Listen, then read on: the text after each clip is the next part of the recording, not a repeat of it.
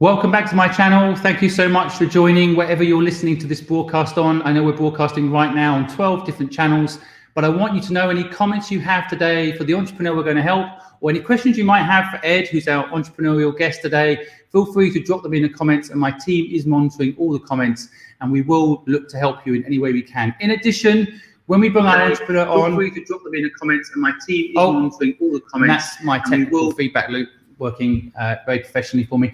So we'll be today talking to Ed Reeves, who is the founder of Moneypenny, and he will be sharing his incredible story with us about how in 2000 he started this business, and now it is the world's #1 answering service. A bit later, in about half an hour, I have an incredible entrepreneur coming on, Carlos, who is a dental surgeon, who has opened up a dental surgery with the whole aim of giving people dental care for free. And he needs our help. So please stick around for that and see if we can together support that entrepreneur to make their purposeful business happen. I think without further ado, I will bring Ed on. I'll just mention before I do that we every single day help between 10 and 15 entrepreneurs with anything they might have questions with, from how to raise money to how to build a brand to how to market your company, how to find your co-founder. And if any of these questions are questions that you have, you can get all of those answers for free on my personal website, simonscribb.com. In addition, every single week, we interview the world's most successful entrepreneurs on our podcast show, the Good Luck Club podcast. Last week was Nick Jenkins. He was a dragon on Dragon's Den for season 13 and season 14. He built moonpig.com up and sold it to Photobox, an incredible entrepreneur with incredible insights. You can go grab again all of those podcasts absolutely free on the goodluckpod.com, up on the screen now. And finally, if anybody out there wants 15 minutes with a successful entrepreneur in a particular subject, with a particular problem that you might have, then you can sign up and get help 15 minutes free from the world's most successful entrepreneurs via thepurposefulproject.com. So again, that's on the screen. Feel free to sign up and let us know how we can help you. So I think that's the admin done, as it were, and I'd now like to bring Ed up. Hi, Ed. Hi, Simon. Hi, and welcome to my humble home in sunny Cheshire. It's been so nice, actually, to see where people live. You know, so often with successful entrepreneurs like yourself, we see you in a boardroom, or but it's nice to see that you have a nice home too. You know, you don't just live at work. Yeah, no, it's like a snapshot of each individual person. I love the whole Zoom thing, seeing what's going on around people, and also how relaxed some people are. It sort of changes the way people come across. More often than not, for the better. People seem to have more confidence sometimes. Well, yeah, I think also you accept that people have lives. Like my 3.5-year-old jumps into the podcast quite often, and actually, I feel like it's life, it's real life, and so why not include that in your working world, right? Yeah, I suspect that if the interruptions in my world won't come from children, they're old enough to not scream at the wrong time. They come from dogs. So I have a couple of dogs who will most likely interrupt at some point. And I apologise in advance. I just asked my dog walker to take my 2 dogs out for the same reason. But anyway, they're more than welcome to contribute at any point during the broadcast today. Well, Ed, I've been reading about your story, and it is absolutely fascinating. I mean, so much of our audience want to know how to start a business and how to grow a business. And of course, you've done both. Would you mind sharing with us, how did it all start, and what is Moneypenny? How does it work?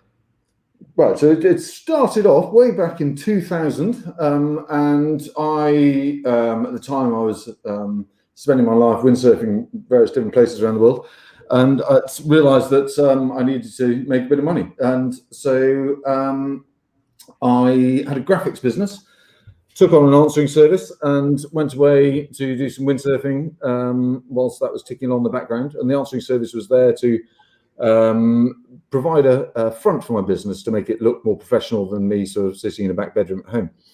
And then whilst I was away, I got a phone call from a client of mine on my mobile, and he just said, "I've just rung your office, asked them to," this is back in the days of faxes, asked them to put some more paper in the fax machine because it's ringing out. And the lady on the other end of the phone who answered it said, "There's nothing I can do, I'm just the answering service." And so I lost said client and rang my sister and said, "Rachel, you need to go and get into my house and load up the fax machine just in case it happens again." So I was somewhat gutted and came back and sat down Rachel and said, Rachel, I'm going to do something that's better than this. I'm going to find a way of setting up an answering service where the person who answers the calls is individually accountable and responsible for that client. And so we did. We 2 pennies to rub together. I'm not even sure we did have that many. We actually had £5,000 we managed to get from the bank, £5,000 loaded up on our credit cards, and another £5,000 from a family friend. So £15,000, and set up the business from there. And because we were so struck for money, and we realised that the only way to make the business grow was to create sort of scalable processes within the business. Out of necessity, we set up a system whereby in the market, everyone were paying retrospectively for services and that sort of thing according to volume. We decided to base it on what was then Orange, or an Orange mobile phone bill. We said we're going to replicate that so people can only pay in advance for services. And that means that we can sort our cash problems straight away and invest everything we earn into developing the technology to support the business to make it scalable. A couple of years of lots of pain and inevitably lots of doubt, which I'm sure every entrepreneur starting up a business goes through. So a couple of years later, it started to come together, and we started to realize that we had created something scalable. And we realized that by finding extraordinary people and providing them with an environment which they could blossom in, and supporting that with exceptional tech, we could scale the business. And we could scale it in a way which meant that we didn't have to raise funds to do it. So we were able to take payment from clients and invest that new client income straight into marketing for the next client, which meant that we created this formula for growth. So that was way back in 2000, 2003. We took some big decisions along the way. We've grown very, very fast from there. And now I suppose it culminated in an investment round a couple of years ago, 3 years ago, where Rachel wanted to step back from the business, and we brought in investors into the business, and it sort of had a very strong 9-figure valuation on the business, and have since bought another company in the States, to the point where now we have well over 1,000 people. We've got amazing tech, amazing AI. I think, and I apologize if I'm wrong here, but I think it's about 21,000 companies use Moneypenny. And we're the world's largest, and we're growing exceptionally fast still. It's very exciting. It's a masterclass in how to build a business in 5 minutes. I think you've just given what I think is a business course that people pay a couple of £100,000 for over a year. Money. You can send the checks whenever you want. Yeah, well, maybe that's what, I think we do it by bank transfer these days. We don't give us the bank account details now, and we can send it to you. But I think what you've broken down there, and I just don't want my audience to miss it, is you saw a pain point that you felt, and then and a lot of people at that point will stop and say, "Oh, I need money." But what you then did is you hustled. You literally 2 pennies together, you rubbed them and you made another penny, and you literally, that hustle I think is so important. And in this day and age in particular, where there's so many headlines about people raising so much money, the best businesses actually are a bit lean at the beginning, down to the third thing you said, which I think is also gold, which is managing the cash flow. So you were smart asking the clients to pay up front. That gave you the cash flow to then grow the business. And then as you made profit from clients, you put it back into the business. And that to me is a story not told enough. I feel like these days, and a lot of people who reach out to us say they don't have money. I think it's really important to understand that there's many ways to build a business, and you've just highlighted a brilliant one in my view. You're absolutely right, because again, now I do quite a bit of angel investing and sort of smaller NPE stuff, and it astonishes me that so many people do exactly what you said, and they get out of bed and they think, right, I want to start a business. Who do I raise money from? And it's the sort of Silicon Valley effect, and it sort of filters through. And the whole world of bootstrap businesses people have forgotten about, and it's bonkers because what people also what they end up with is 5% of their creation at the end of it, and they forget that the only reason people invest in a business is to hold on to as much value within that business and create much value for themselves, not for you.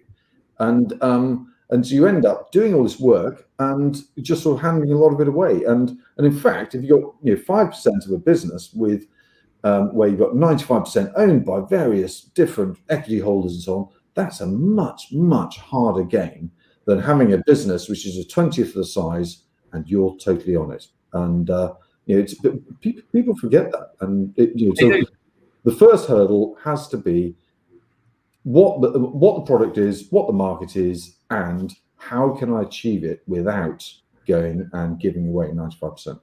Yep. And I think it's a story that needs to get out there more. It's one of the reasons I do this podcast is because of the bad education I think the headlines have given people. There's a lot of people out there that could be entrepreneurs. They have an idea. They can't find a job. They could create one for themselves, but they get stuck in this loop thinking they need money first. So Ed, I love it. I love your story and I really appreciate you sharing it. And I think the other thing I take from your story is the whole, you have to be persistent. You're describing something, I think, that is in fact a 21-year journey, and sounds like, I did this, and now I've just bought a company in the US, and now we're the world's largest. But that sounds like you did it in 2 years, but that's 21 years worth of effort from the time you had that crazy idea till now, 21 years. And so there were a couple of massive turning points, and one of them was when we and this specific isn't relevant, but in terms of that sort of push factor is. So we, at the time, back in 2000, small businesses weren't able to use direct debit. And direct debit was the sole preserve of sort of Scottish Powers and so on of the world, or BT. And I just felt this was bonkers. And I realized that we needed to control, in order to get that cash flow, in order to recreate that orange mobile phone bill, I needed to be able to manage the amount of money I'm extracting from clients' accounts. And I didn't need to pick up the phone and say, oh, you've had 10 more calls this month or whatever. And we actually did something where we got in, it was NatWest Bank. We got in touch with NatWest Bank, and NatWest Bank said, no, you can't do it. Too small business, new business, it's not available to you. So we rang the other banks. They all said exactly the same, no, you can't. And then I thought, this is wrong. There's no way the banking fraternity would create this whole direct debit system and just not make it available for small businesses. Bonkers. So BACS then, I don't know if they are still now, but were based in Spain. And so BACS managed the whole direct debit process. I rang the Spanish office and said, is this correct? And they said, no, you're wrong. It's available to all businesses. And you just need a bit of security from the bank that you have your account with. As long as that's positive, you'll be allowed to do it. You won't be able to exceed a certain limit. So I got BACS to get back in touch with NatWest head office, who got back in touch with the local office branch for us. And eventually we got BACS. And I think, I'm not absolutely certain, I think we were the smallest business ever to get the direct debit facility. And actually, it was, it took a day on the phone. It was amazing. And that thing of, and I think this is often what defines somebody who's setting up a successful business, be it in terms of product development, be it in terms of their approach to the market or their approach to how they fund the business, is the fact that they won't accept no for an answer. That they will think there is a way, we will find a way, and that's how I'll create this business, by looking at the challenges, looking at the reasons why others might have failed, and fixing it. And that sort of creates opportunities. Yeah, I mean, it's another, one we should probably be sending you a check on. I think that the point here, you highlight again, it's that persistence, that not taking no for an answer. I interviewed Jack Ma, who's the founder of Alibaba, and it struck me something he said about, he was talking about when he started Alibaba, that there was no payment system that would accept people in China didn't have credit cards. People couldn't accept payment. So he had to set up his own credit card payment system, which everyone said to him at the time, he could actually potentially go to prison for doing it because he's not a bank. But he wanted to, in escrow, hold people's money, which made him officially a bank. But he said his customers needed it, so he had to do it. And if he had to do it and it meant he was going to go to prison, he'd have to go to prison, but he was going to do it for his customers, which, is another example, that conviction of, you needed backs. You really can't take no for an answer. And so it shouldn't be that way also. So again, I know a lot of my listeners find it hard to push through the difficult moments, but you've highlighted another point there, in my view, that is, if you need it, there is a way, right? You've just got to find the way. So yes, yeah. It's so important. Now, I just stepping back again, just for my audience. You started this business. You mentioned Rachel just a moment ago. You started this business with a co-founder, right? So how does that dynamic work? Well, that's quite interesting. Because beforehand, I've worked with lots of other people, and one of my things has been that I would never have a partner, but I suddenly felt that actually, a sibling is different, and obviously every family is different in this respect. But one of the challenges you have is that over the lifetime of a business, or even over a year or whatever, everybody's outlook on life or needs or wants can change, and we all want that flexibility. That's part of the reason why we make our own business in the first place. And so suddenly, as soon as you have a partner on board, those needs can get challenged. In my case, Rachel was very different to that, and I'm speaking for Rachel at the moment as well in terms of her views are the same. Rachel was different to that in that Rachel's my sister, so we knew first of all that we would be far more accommodating for each another's personal needs or wants than you would be if it was just a colleague. And secondly, we also knew that we were going to go through various changes in life. Over the next 10 years, children, all that sort of stuff, and we'd have to blend that somehow. That would have to fit into our whole process. And so what we did was we thought, right, let's split the business 50-50. Let's just go in half and half, but we're going to knock off 5% from that, so 47.5 each, and that 5% we gave to my third sibling, my brother. So we thought it was only fair in that if there's a moment in this process where we don't get on, that means he becomes the adjudicator.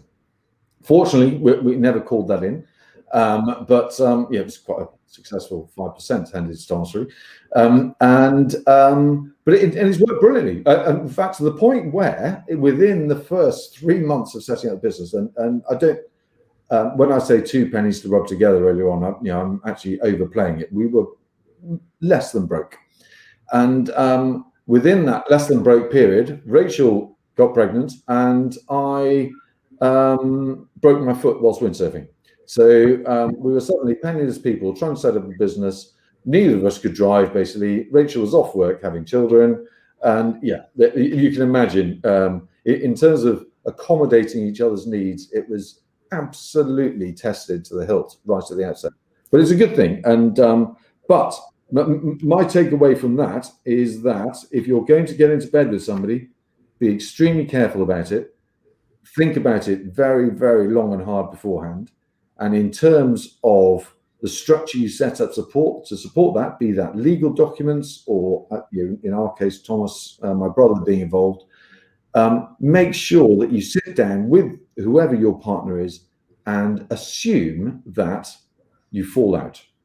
And if you have that really frank conversation with them right at the outset and say, worst case scenario, we're sitting here in 2 years' time. You hate me. I hate you. How do we work it? Because there will be moments in a business as it changes, as your needs change, where you have to consider that. And it will come up. It needs to come up. And it's almost like if you don't get to that point of pushing each other, then you're probably not getting the best out of each other. There's a few things that, again, I don't want my audience to miss, because I'm listening to you thinking, I completely agree with everything you said, but I don't want my audience to miss a couple important points. I think a lot of people talk about equity, and a lot of people will come to our platform and say, I'm going to have 60% and my partner's going to have 40. Well, instantly, in a way, you create I'm working for you dynamics, even at that 10% difference, or I'm putting in more money than the other person, so I deserve more equity. But I have also had the experience that if you're equal with your partner, you start the house off right, you build, the foundations are correct. And then that 5% giving to your brother is genius. Because again, that's the best investment he's probably ever made, and maybe the best investment you've ever made, because it meant you probably never needed to call it in, because you had balance. You had a system in place that would allow you to at least deal with conflict, which a lot of people do not have. And that advice you're mentioning there, where assume you're going to fall out with your co-founder, is priceless.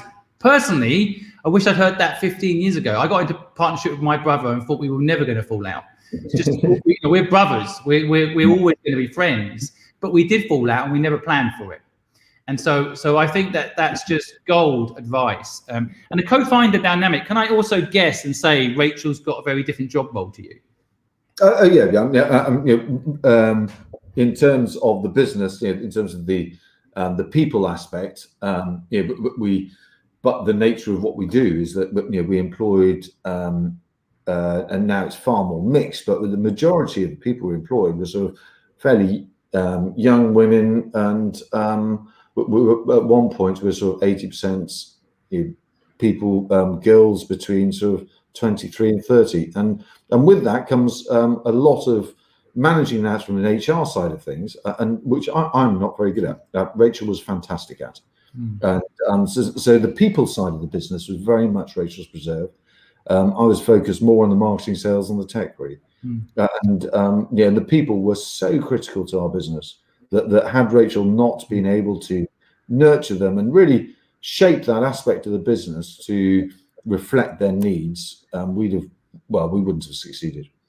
And Rachel also ended up turning her hand very much to the finance side of things in those early days, which gave us great control on that side. Again, I think it's another recipe for people listening. I think everything you said, do the legal paperwork properly, have an ability to have a conflict resolution sounding board. But also, I do think, especially co-founder level, having very different skills is also crucial. If you're both marketing, you might end up arguing quite a lot about marketing, and you need a decision maker on each side of the equation, right? So I think having that different skill set, and like you say, in Rachel's case, the finance and the human resources piece, allowing you to focus on the marketing, also allows you to focus on the marketing. Because I'm sure, Ed, you could have got involved in the finance and the HR side, but it wouldn't have necessarily been a good use of your time, right? So. But not only that, but you also end up with this sort of relationship where, I mean, let's say, I'm thinking of it as an example, on the finance side of things, we realize we're going to run tight at a certain level at a point, and you end up creating within your, with your partner, almost a board type structure, but you don't need it at the time because such things are just a pain in the backside, really. But what you need is the ability to say there's a stop point at which you want to check, and so it could be we need to invest £100,000 on new servers. On that side of it, I would never ever have, and still wouldn't, make that decision without making sure I bounced it. And so there's a duty of care, or managing the relationship, whatever, with your business partner, where you say, right, I know that this is a decision, therefore I will deliberate it with Rachel, and we will go through it. And invariably, we always know what we're going to get to in the result. But the fact you have that sounding board is immensely valuable, and it sort of gives you a control over the business as you go. If you had to do it again, what would you do differently in your business? Oh, that's a tough question. I don't think I would change an awful lot. But one of the things I certainly would do again is I would start penniless, because I know that if I had had a big fat checkbook in front of me, I would not have come up with this scalable structure to grow the business. So out of necessity came a formula which added immense value, still does add immense value to the business. What would I do differently? I would take bolder decisions sooner. I would say that because what we did, because of the whole thing of organic growth, we grew gradually, and we've grown like this always, and it's sort of been a constant growth rate. And in fact, what I didn't really appreciate is the fact that when you get to a certain size of business, once you're generating recurring income and you are predicting your profits, then you can introduce debt into the business in a way that I avoided. So up until 3 years ago, we're turning over tens of millions of pounds, I literally didn't have a penny of debt. And I should have actually gone at that and said, okay, really early on, whilst we're in that risk mode, and we're not sort of managing, steering a ship, what we're doing is we've got a little boat, we're trying to speedboat go along there. I should have tried to introduce some debt then and use that to ramp up the growth rate more. Yeah, well, you're now talking beyond my knowledge. I have a huge risk aversion when it comes to debt. My parents owned a couple of hundred houses at one point on basically mortgage, 99% mortgages, and were on paper multi-millionaires. And then the interest rates went up in the 90s, and they lost it all and went bankrupt. So I've always had, the banks will give you an umbrella, and when it rains, they ask for it back. It's always kind of but the debt point is still a very important one to talk about, and I think that for a lot of people, I think I'm like you initially. I mean, you must have been very proud, by the way, to build a business up with that sort of turnover and no debt. Well, I think you count on one hand the businesses, but it's because of what I said at the beginning about we did it out of necessity. So we knew that if we spent £1 on marketing in 12 months, we would gain £9 back. And we're not at that level now, sadly. But and so that meant that, quite simply, in those days, a lot of it was direct mail and so on, that I knew that if I could delay my payment for the printers for the direct mail by 2 months, or in terms of postage costs, for example, if I didn't run it through my own postage machines and I used an outsourced mailing house, then the postage was delayed. So I agreed 60 days terms. Suddenly I had a return on investment, which I'd already made my return on that marketing spend by the time I spent it. That was worth its weight in gold. And not only is it genius, and I think that, again, I'm always worried my listeners who might be just running now, listening to this on Spotify or something, you might miss this important point that, starting with zero is really powerful, because it also makes you charge properly. It means that you have to make money to make the business work. And then managing that cash flow and the way you've just described your marketing spend, it really makes you look at those things. And I think that makes you survive 20 years. You in a very competitive business that you're in, you're the market leader after 20 years. And I think I'm going to say it's because of this starting with zero thing. And I have seen a lot of companies start with a lot of money, and I'm sure we've both invested in businesses like this, and they aren't as hungry to make it actually work. They don't need to. And so actually, Nick Jenkins from Moonpig said the same. He was about to go bankrupt at Moonpig, and one of his advisors said, double the price. If you double the price, you'll survive. And he didn't want to double. He didn't want to double the price.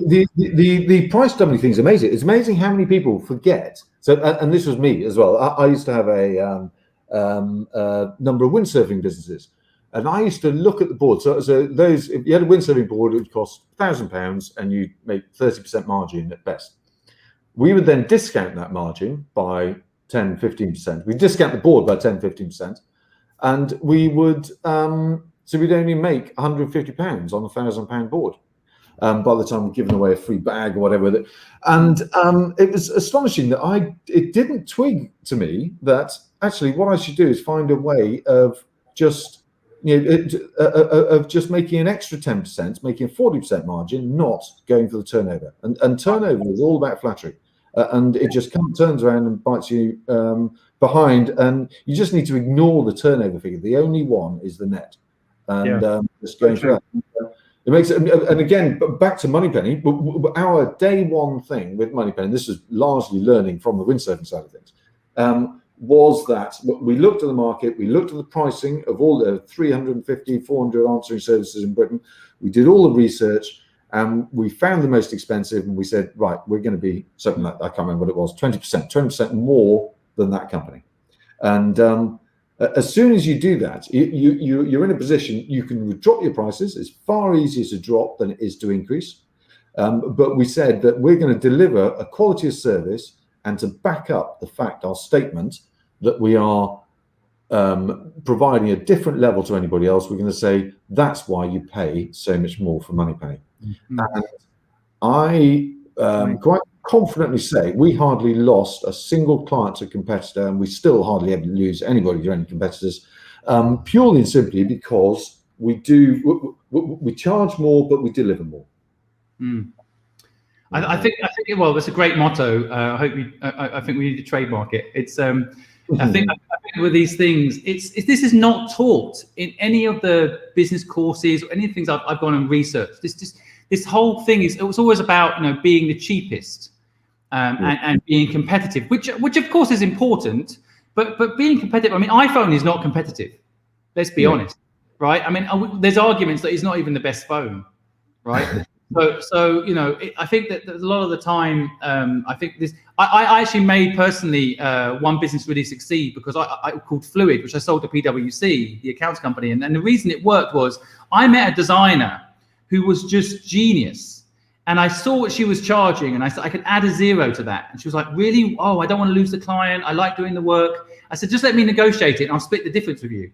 And I literally every single bit of work from that moment onwards, I added a 0 to her fee. And then I did that for hundreds of designers.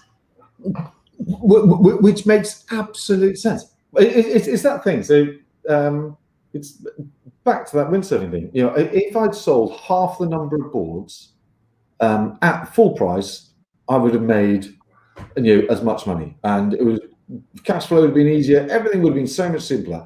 And everybody, I keep saying it to even contractors. I'm doing a lot of building work here. And they're saying, oh, £150 a day, I'm not making any money. I said, well, charge 170, charge 180, and just tell people. Don't tell me how much money you're not making. It's so true. I don't get that mentality at all. It's almost like well, I mean, there is a lot of psychology in it, isn't it? People want the work, and they don't want to price themselves out of the work either. So, but that's what's quite interesting, I think. And by the way, quite a lot of people listening are giving you a lot of love right now, and they're asking, do you have any boards left? Are you still surfing? Oh no, I am. In fact, if there's anybody out there, I've actually looked at buying a company, but I think I'm a bit late for this.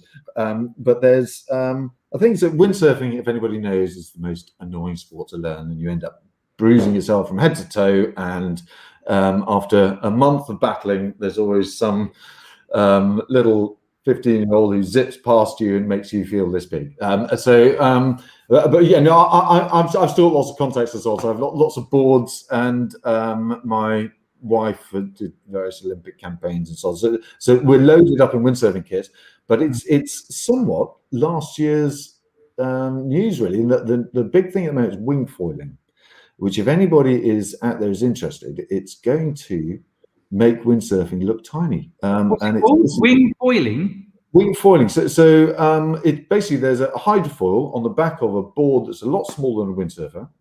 There's a hydrofoil on the back, so you zip along and you float out of the water. So you rise about a foot out of the water, and it goes like stink. And the foil itself looks like one of those. I don't know if people know, but the kite surfers use. It looks like a kite.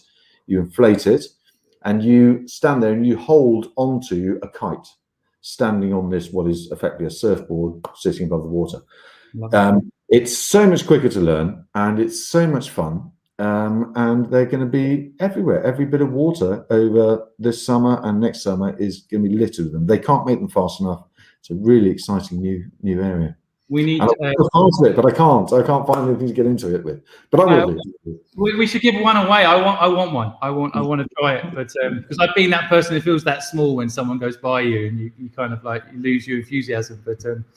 But today in your life, I'm wondering. Clearly, you've achieved a lot. But what does success mean to you now? How do you measure success? Well, there's a. I have to be careful about this because it sounds like it could come across wrong, but I no longer need money, and so success now is purely and simply out of satisfaction of watching or encouraging other businesses to grow. And but dare I say it, the flip side of that is that growth and satisfaction is measured by the return. So in terms of, if I invest £500,000 in a business over there, and the business just ticks along, then that doesn't really do it for me. If there's £500,000 there and the entrepreneur ends up getting in a similar situation to myself, where they're sort of controlling their own destiny financially, then that's job done, and I will measure that from my own return from it. That's my focus, and that's how I get enjoyment. I think that's a great message as well. I think, I think there's stages as well in people's lives, because a lot of my audience are young. And by the way, we're very British in England. We're always a bit embarrassed to say we've done financially well. In America, it's the kind of first thing they tell you. It is, isn't it? In America, like, have you Googled my net worth? I'm like, not lately, no. But I feel we are very British. We're kind of embarrassed. But, when you've come from nothing and worked as hard as you have done, I think it's actually inspirational. I think it's inspirational to see that, you did a 50-50, you gave 5% to your brother, you had this idea, you made it happen, and you got yourself to this situation where you can give back. I think it's really admirable. But when you were younger, did you ever think, because a lot of the audience listening, success is defined by money for a lot of people. And I'm always trying to help people define success by the purpose of their business, the output of their business. But when you were building your business, I mean, was there a moment where, well, first of all, was there a moment when you almost gave up? Was there a tough moment in that process? But at the same time, was success at the beginning? I can't believe even back at the beginning it was money. It sounds like the beginning was you wanted to have good customer service. You'd felt you'd had a bad experience and you felt it shouldn't be that way, right? Am I right in thinking that, or was it about making money? No, I would like to say it was purely for reasons of just wanting to be better, but no, it wasn't. But I've had a number of businesses, and I wanted to create a business which was scalable, and I'd been looking for an opportunity. And if it was, I never set out and thought I'm going to be answering services on, how do I do answer? I thought, how do I do business? And then, and where is the best opportunity? So before Moneypenny, there must have been, I know I infuriate my wife with ideas, and there must have been 50 odd ideas on the table, and I was always coming up with things and bouncing them around people, and friends are the most wonderful critics, and so often will shoot you down, and be honest with you. Moneypenny was the one that they, generally people seem to respond most positively to. And amazingly, in fact, the people who didn't respond positively to Moneypenny were at the time it was called Business Link, the sort of regional business advisors and so on. I think they're still there, but in different guises, the government organisations. And resoundingly, they said, no, don't do this business. I don't get it. Why would anybody want to do this? So luckily, we stuck with the approach that friends made and said, right, this is a truly scalable business where we can deliver epic service and grow it through being epic. Sometimes those business networks, and again, not casting a generalization, but they're often run by people that are running companies, not have built companies. So they don't necessarily, that 0 to 1 bit that I think is the entrepreneurial spark. It's very hard to convince someone that's never done 0 to 1 in a business build. The idea has merit, but it's interesting. I mean, there's no doubt in my mind, Ed, you didn't stop having 50 ideas a week once Moneypenny set up. How did you stay disciplined and focused? What today or back then? Even back then, if you had one idea, I'm sure once Moneypenny was up and running, you had 20 ideas a week still anyway. No, but that's brilliant. But in terms of the ideas with Moneypenny was, and something which I still hopefully push within the business is what we've got now is obviously thousands of people there, and so but we've got lots of people who are much better at their respective areas than I am. But the key thing is that each of those feel empowered to go out, come up with new ideas and chuck them back at us. So and we've had them, and I've made plenty of clangers, but hopefully listen to people within the business who said, you dropped one, Ed, this one isn't going to pay off. Yeah, but one of the best ones in terms of perseverance was Moneypenny. I felt that Moneypenny was appropriate for big companies. And at the time we had maybe 5,000-6,000 small businesses using Moneypenny. But in my head, I just thought, why have these big companies got receptionists when we're so much better? And we can use all this technology and so on to replace those receptionists. And so we kept knocking on the door of large companies. We couldn't get anywhere. Nobody had it on their radar that they could replace their receptionist.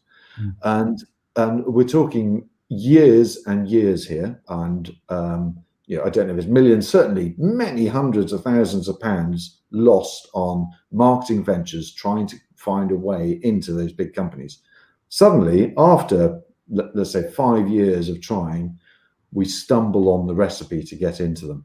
And now the vast majority of our growth is from large corporates or chains and so on. And perseverance and coming up with new ideas, new ways of working is definitely a good thing. And what's really interesting is how often a new idea doesn't land first time. And you have to have that conviction. You have to let people come up with those ideas. You have to support them. And then you have to make sure you give them the time and the energy to succeed. Because having a new idea without that enthusiasm put behind it, and the conviction and the will to accept that it's possibly going to cost quite a lot of money to prove or disprove this product or service. And Joanna, who's there's chief exec at the moment, is big advocate of live chat and us looking after live chats for companies rather than looking after their switchboards, or as well as looking after switchboards. And that again has taken a few years to get traction. It's now certainly our biggest growing area. We've got another chap, Pete, with AI, with digital switchboards. It's really taking off, and it's only taking off because we kept chipping away. Another masterclass, in my view, on how to innovate. I think, and that's why the founders of companies staying involved often is quite important. Because I think that free reign to fail is vital, and I'm sure Jerry left Yahoo. It's one of the reasons Yahoo fell apart. It's just the culture became about containing and holding on to what they've got, as opposed to keep pushing the envelope. I mean, Jeff Bezos always says that he had $1 billion failure every month. That was actually important to him that they kept trying, right? Well, it is important, and it's also important when there's a failure to stick it up on the wall and be proud of the failure. And don't look back and lick wounds. And the fact is that you learn a hell of a lot from it, and you walk on. And that's because as soon as you have a failure and you suddenly almost pull that out as here's an example of failure, then that discourages people. But if you have something out there which you've tried and pulled back from, we sponsored one of the rugby matches last weekend, and in terms of chucking money away, that was quite an expensive one just to lob in the bin. We got diddly squat out of it, but you know what? It doesn't matter. We've learned, and we know that our occasional forays into different channels might work, they might not work, and I love the fact that somebody said, let's sponsor that match. No, and I like you say, you've got to try it. I actually host a room on Clubhouse called Marketing Fuck-Ups. I'm probably going to Spotify there, but it's totally awesome, because I think that you can also, you said it, you can also, sometimes between, I think, chimpanzees and humans, there's only 3% difference in the DNA, right? So between an idea that failed and one that just tweaked a bit, launched at a different time, even a different time zone, could mean it's a big success, right? So sometimes you need to have those let's call them failures up on the wall, so you can see how to adjust them as well, right? Yeah, I love people trying, and something will stick, something will be good will come from it. Yeah, well, I'm going to bring on Carlos in just a moment. He's going to tell us what he's up with his business, and we're going to, for the last 10 minutes, see if we can help him and the audience listening can help him. Just before I do, I guess I just wanted to quickly ask you about your education. And I know we spoke off camera before the broadcast today about the cost of education and the burden that's putting on young people and so on. And I just wondered, do you think, where did you get this entrepreneurial spirit from, and what was your educational background? Do you think it helped you at all, or hindered you? It certainly helped me. I was very fortunate in that my parents lived overseas, and so they gave up everything to send me back to the UK to school. And to living penniless, that they lived hand to mouth so that we could have an education in the UK. But however, I was not the greatest product of that, in that my brother and sister were academically geniuses. I walked away with 1 E at A level, having done no work at all. And whilst my friends were all getting jobs with sort of PwC and things like that, and earning lots of money, I was still sitting on a beach in my board shorts and really wondering what to do. So I knew that I knew I wanted to succeed, and I knew that the traditional channel of going through working in the city or whatever wasn't available to me, because academically I bombed. And so out of necessity, I think, came the entrepreneurial side of it. And as a result, I've never actually had a job where I've worked for anybody in my life. And and I'm not, everybody's come from different backgrounds. And for me, I ended up where I am because I had to be. I drive that message into my children in terms of saying, do not be me, because I had no option. So if I'd failed, I would have, I would now be sweeping the streets or whatever. Or you'd be surfing somewhere, it might not be as bad as it sounds. Yeah, maybe. But even that, you get a bit tired of living the surfing life after a while, believe me. Well, I would have struggled, and my children. So fortunately, they are pushing the academic side of it, and for them, it means that they've got options. So if they want to go away and in 3 years' time, 5 years' time, set up a business, then great, they can do it. But if it gets belly up, which we all know there's a fair old chance, but if it goes belly up, then they've got something to fall back on. I think a lot of people will relate to your story, by the way. I know I do. I think, at the end of the day, not everyone's cut out for school. Someone recently was telling me they want to do a marketing degree, and I looked at the criteria in the marketing degree for a very famous university, which I won't plug now, and it's all talking about the past, whereas marketing is so current. It's literally like just today I was looking at the algorithm on YouTube. It's updated today. So in terms of marketing, I could not, sort of getting people who are better than you at every aspect of the business, marketing is right up there. That I could not create a marketing for Moneypenny today. It's just for one human being to do it. So much. You need specialists in each areas, and what I'm trying to say to young people is, partly marketing wise, sometimes going to university to learn marketing, it doesn't feel right to me. Going to university to become a doctor, absolutely, but going to university to become a marketing person, just go work with marketing people in a company or go start a marketing business and you'll soon learn, right? It's just so current. A university can't teach it to you, I don't think. Without a shadow of a doubt. And if I was going to recruit somebody to join our marketing department at Moneypenny, having that degree would carry no weight whatsoever. Exactly. Having a YouTube following or understanding how Instagram works, or these real life skills. And so, in fact, probably the best criteria for joining the marketing department is somebody who's brilliant at spreadsheets. And that's what people don't realise, is that actually it's what you end up doing. That's so true. Managing numbers.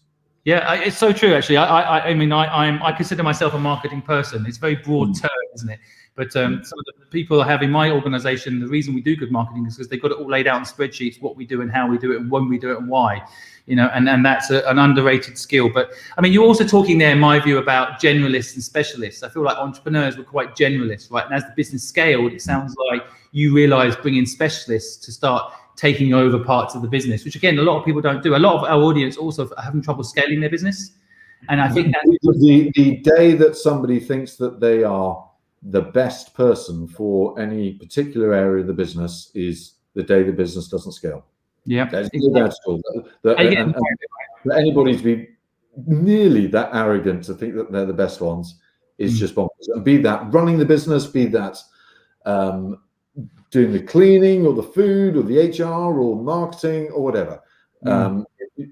Assume that you're never the best person, and that makes a business scalable. It's so true. I actually could, frankly, interview you all day. I've written 10 more questions down here I actually want to ask you. I have to have you come back on, Ed, and we'll have to do this again.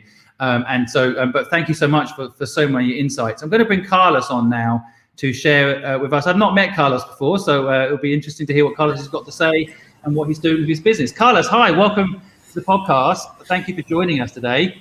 And Ed has joined me, the co-founder of Moneypenny, and we're here to help you today. So do you want to tell people listening a little bit about what you're doing for a minute or so, and then tell us how we can help you today? First of all, thank you very much for inviting me, for opening this door for me. And the project that I created is named GoodDy, and GoodDy stands for Good Dentistry. It's based on an experience that I had in 2012 and 13 when I was working as a dentist in Amazon rainforest around Brazil. In 2018, I moved to Europe, and in the meantime, between this 2013 and 2018, I tried to contact the Doctors Without Borders to be a dentist and work with them, and I had a reply saying that they don't need dentists. And when I had the opportunity to leave Brazil, start a life in the UK, I started to think of ways of generating money without being present. In a way, I mean that because as a dentist, there's no way for you to earn if you don't do the job, unless you open a clinic and put people to work for you. And I had one experience that I had in Amazonas. I was working with a group of doctors and dentists that they were running expeditions similar to the Doctors Without Borders and providing healthcare service for free for the population. And as I had this opportunity to move to the UK, I started trying to find ways and contacting charities around the globe that they maybe wanted some volunteering dentistry. And I found out that they actually need, but they also charge the dentist a certain fee depending on the place that they are taking you for. I don't know, I'm not 100% sure if they do this only as an extra donation to provide all the products and chairs and surgical room and everything, but they also charge the volunteer a small amount of fee, like £2,000 or 5,000 depending on the location.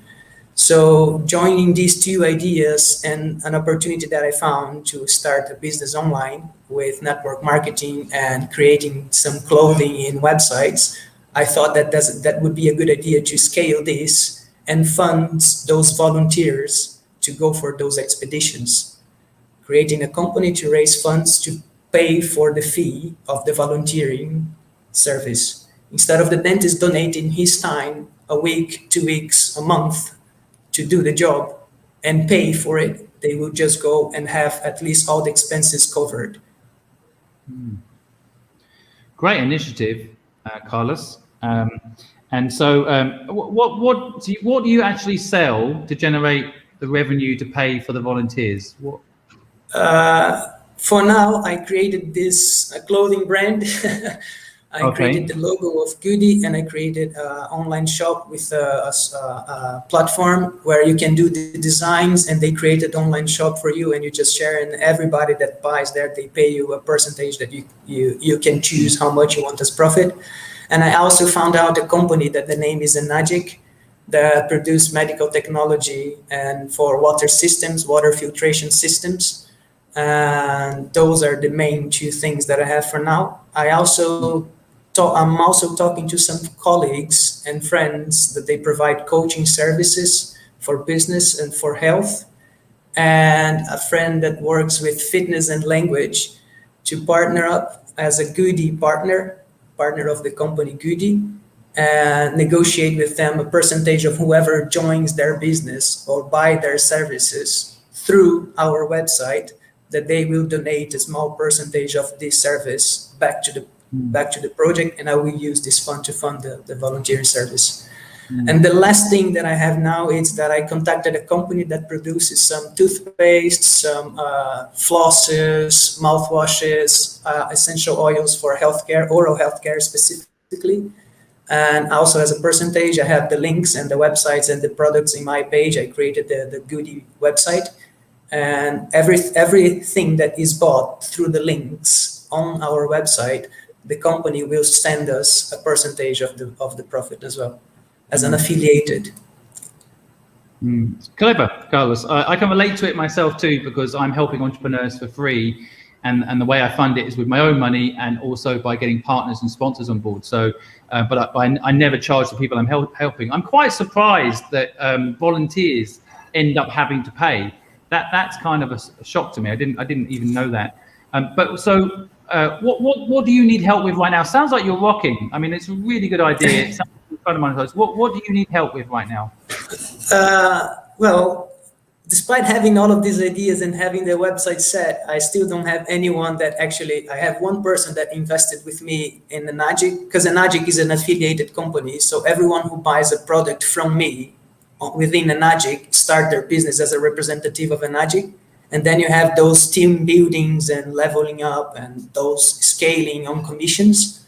And one of the things that I was thinking, I'm part of a community of online entrepreneurs, and they have a full marketing and coaching settings where whoever wants to learn a little bit about digital marketing and entrepreneurship using a Enagic business system, it's everything organized and set. So whoever joins this community as well through my link will also automatically help in the good project, because they will end up representing Enagic and affiliating with Enagic. And a part of the commission from their bought, while they're bought by any of the Enagic products, I will get to the project. And creating a team from there, I will also have the compound effect of the group sales and building the team. So I'm going in this direction, trying to build this Enagic business as the main source of income for the GoodDy project, because the value of the item is higher than a cloth, right? Instead of selling a 50 pounds jacket, if I sell a 5,000 water system, the commission and the money back, it's much higher. Okay. It can come up 50%. Oh, sorry. So just to understanding, sorry, I just want to make sure I understand. You're saying that ideally you need more revenue coming through your affiliate partnership links and product. Yes. You need more revenue, right? Yes. Okay. So everybody listening, we put your links down below. So if anyone resonates with what you're saying, Carlos, they can click through it and try to, buy stuff from you. But beyond that, I mean, revenue is always hard to climb. I'm sure you were listening to the interview with Ed. It takes time. Ed built the business up over 20 years. I think part of what you're doing, you've got to be patient, right? It's a big task. But was there anything that you need to move the needle now? What is it you're actually trying to achieve this week, for example? Well, it would be nice to have some extra help with marketing, because as I'm doing everything by myself and developing even the website and designing everything, any help in this sense would be the very great help. Yeah. Ed, you're welcome to jump in if you have any thoughts at any point. Well, I'd have thought on the marketing side of things is what you're doing is doing good, there's an association which is an opportunity for you with that. So, and certainly on the dentistry side of things, that world of cosmetic dentistry is somewhat removed from the world of the sort of medical, I don't know what you call it, sort of maintenance side of it. And if there's an association which could be created between that cosmetic dentistry and that, I know that if sure that if somebody went in and had their teeth whitened for £200 and somebody said you can pay 220 and there are people out there in need who will benefit immensely from that 20, and I suspect there's channels to that cosmetic side of things which would probably be open to the association with you. So let's say dental implants or whatever, there must be 10 suppliers of dental implants in the UK, which is a pretty small pot for you to pick the phone up to and explore the issues with them. And I would be surprised if they wouldn't want to talk about using the doing good aspect as creating a point of difference for their product. It's actually a great idea. I know someone in Australia that helps all the celebrities straighten their teeth. And I guarantee you those celebrities would love to also post on their Instagram that they donated some money to a charity that was helping kids that couldn't afford to get their teeth straightened and get help. You know, they would love that. There's a very interesting secondary marketing opportunity there too, right? The dentists themselves, of course, and that cosmetic world doing good, not just spending money looking pretty, and then social media influencers that have that done, then supporting your charity and selling product. I think that's a really great idea, actually. Yeah, the key thing is because it's achievable, and you know, in a lot of stuff in terms of saying, you know, if you say on the marketing side of things, you know, I want to push my marketing, I want to get the marketing. It's really hard because at the end of the day, in the UK, we've got 50 million people here. How do you talk to 50 million people? If you've got 10 people you need to talk to, then you will learn very fast through those conversations, and out of that will come another opportunity. So it might be they say, no, this isn't the way forward, but then suddenly the guy who makes the dental chairs or whatever it is, I don't know, but something will come out of that, an opportunity. So if you start with a number, go out there, pick off those 10, pick up the phone up to them, and now is the best time to ring any company, because you get through to them. You'll find you'll get through to their mobile phone. They're sitting at home with a cup of coffee, and the lockdown is opportunity time for any business, any entrepreneur, and make the most of it. And you have a chat with them. People, look at this. We have Ed on here. You know, do you think this would be happening if we didn't have lockdown? I think that could be our first one. And Simon, you could be our first one to help us. Another thing that I've been trying. Sorry. You're breaking up a little bit, Carlos. I caught it a little bit. The other thing I wanted to add, I don't know if you can still hear us. Can you still hear us? Your signal's a little bit bad. Can you hear us? I can. Okay. I was just going to add, in case I forget to say it, if I was in your shoes, I'd be going after a big brand partner like Colgate. I'm not saying they're the best brand in the world. I don't want to, get hate online from my followers, whether or not. But conceptually, I mean, even for my own podcast, I mean, I'm one of the top 20 podcasts in the world right now. And one of the ways I've done that is through partnership. Okay, so big brands pushing out our podcast to their communities. Right, so I think, kind of it's a version of what Ed's saying, but kind of going the other way, is that you could just go to a big brand. We'll go to 50, but get one of those big brands on board. And there's big ones in toothbrushes, there's big ones in toothpaste, and they've got budget. And I think a lot of the time they're looking for a purpose. I don't think they can say 9 out of 10 doctors recommend it anymore. So they're looking for a new campaign, I'm sure. And I think what you're doing is so valuable and so important. If they can even reverse engineer it and have their dentists that they probably also know really well go and be volunteers through the program and support that initiative by paying themselves for that, that's pretty powerful, Carlos. I think you've got a real opportunity on that brand front. I'll sure contact some companies. I'm in Brazil at the moment. I'm coming back to the UK at the beginning of the next month, and I'm sure going to start doing some calls. And another thing that I started doing is that after these 3 years living in the UK, I found out I could manage to get registered as a dentist with the General Council there. So it's another thing that I'm going to start working as a clinician as soon as I go back. Things that I couldn't because I was working as a chef, then I was working as an assistant, side chair and stuff like that. So a lot of hustling to get to the position and say, hey, now I can be a clinician in the UK.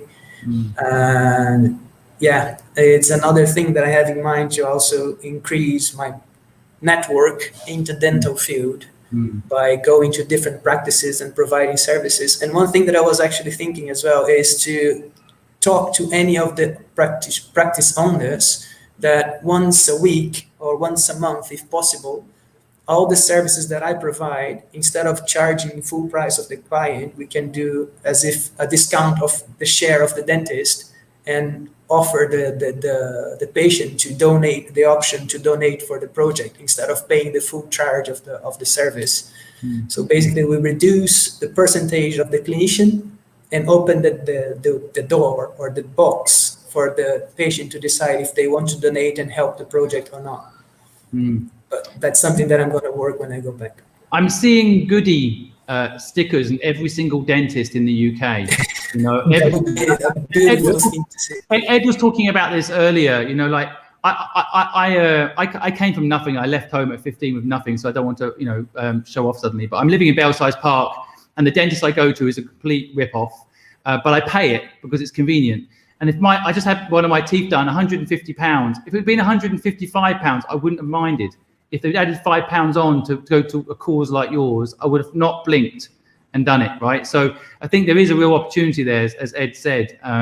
And yeah, I think it's really great what you're doing, Carlos. And so thanks for coming to share your story.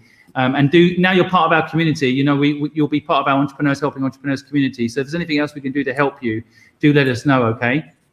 Thank you very much, Simon, Ed, for minutes of your time and giving me. Good luck with it, Carlos. Sounds like such a brilliant project, and yeah, I hope it goes well. I'll look out for those stickers. Yeah, and thank you very much. Enjoy Brazil. We're stuck here in England. Yeah. Very jealous. Enjoy it when you can. See you. Bye, Carlos. Ed, I want to thank you so much for joining today. Real pleasure to connect with you and hear your story. I've really enjoyed it, and yeah, thank you. I'm very impressed with your podcast, and you talked about marketing earlier on. I think you should do a sort of podcast on your own marketing in terms of how to get the volume going, which is an achievement. Well, are you on Clubhouse? I don't want to be the marketing Clubhouse one. No.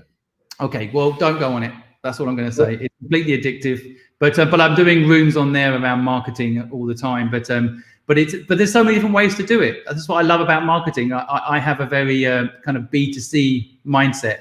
But I built B2B businesses on a B2C mindset, which is interesting. It's a lot of I've actually marketed to the B2C community, so the B2B community see it. But it's just such an interesting subject, like you said earlier. You know, there's people that are specialists in just YouTube or just Instagram. That's so deep all on its own, isn't it? No, it's just it's rocket science. We brought in a wonderful person called Kate last year before to look after it, because it could be a different language to me. It's amazing. It's amazing what opportunities come out of new channels, though, and that's the thing. It's the people who explore it and who sort of create the opportunities in the first place, and the real winners.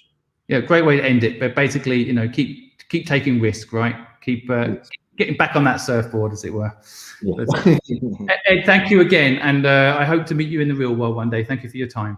Brilliant. Thank you, Simon. Thanks. That's our broadcast for today, folks. I hope you found it interesting. You can get through to Carlos if you found what he had to say inspiring, like I did. You can go through to his links down below. Any of the broadcasts you've seen this today, you should see links below with Carlos's information. Do me a favor, go buy a t-shirt, a top, go check out what he's doing, support. Just give him a like on social media. It really will cost you nothing. I think right now, anyone that's building a business needs our support. And if you give them a like on their social media, it really costs you nothing, but I know it would mean the world. If hundreds of thousands of people went and gave a like to Carlos's page right now, imagine what good that would do when he's going out there talking to brands, trying to get them to support him. So I'd really appreciate it if you found any value in the broadcast today, if you went and did that. In addition, if you like what Ed had to say, go check out what he's doing. If you're a growing company that perhaps needs call out support, then I would definitely recommend Moneypenny. And from me today, again, I want to thank you. I know you have millions, literally millions of broadcasts you could be listening to, but you've taken an hour out to spend with us. We'll be back same time tomorrow, so we look forward to seeing you then. In the meantime, if you have any questions or you want any help, go to thepurposefulproject.com and let us know how we can help you. And I will see you all again tomorrow.